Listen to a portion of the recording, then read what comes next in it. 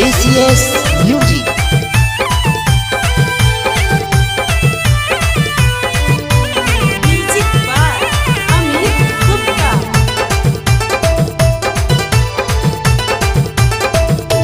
हमहू बानी ससुरार सखी रब है नैहर के यार। हमहू बानी ससुरार सखी रब है नैहर के यार।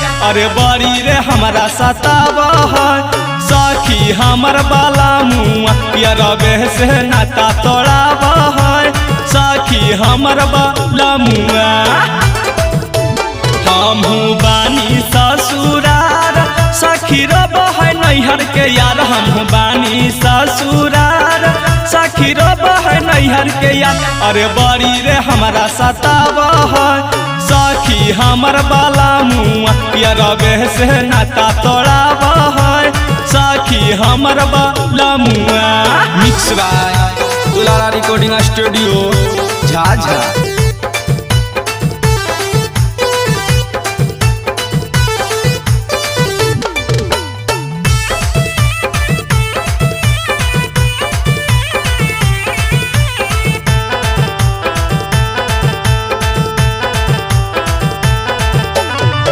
चुपके से कर हेलिया सखी हमहू बात रे जानी गल बलम मारल कहो हमर हालात लात रे हमर हालात लात रे। चुपके से कह हेलिया सखी हमहू बात रे जानी गल बलम मारल कहे खूब लात लात रे। रोजे रोबत होते रे सखीला भरवा मोरे नैहराबा। रोजे रोबत होते रे सखियारवा मोरे नैहराबा।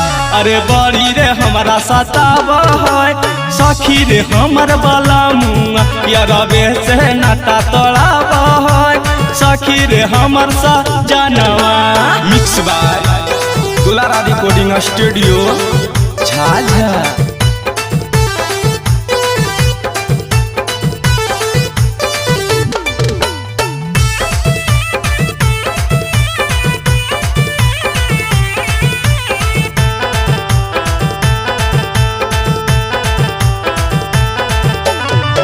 लाग है कि सखी चली जइह नैहर रे हमारो याद में सखियो कर गिरत हो तैलो रे गिरत हो तैलो रे। लाग है कि सखी चली जइह नैहर रे हमारो याद में सखियो कर गिरत हो तैलो रे।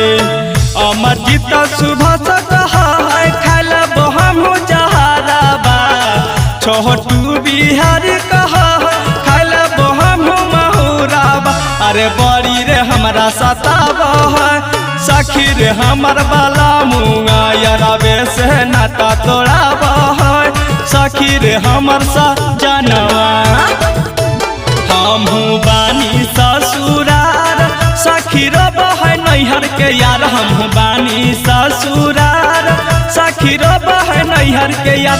अरे बड़ी रे हमारा सताव है सखी हमर बाला मुआ रबे से नाता तोड़ाव है सखी हमर बाला मुआ।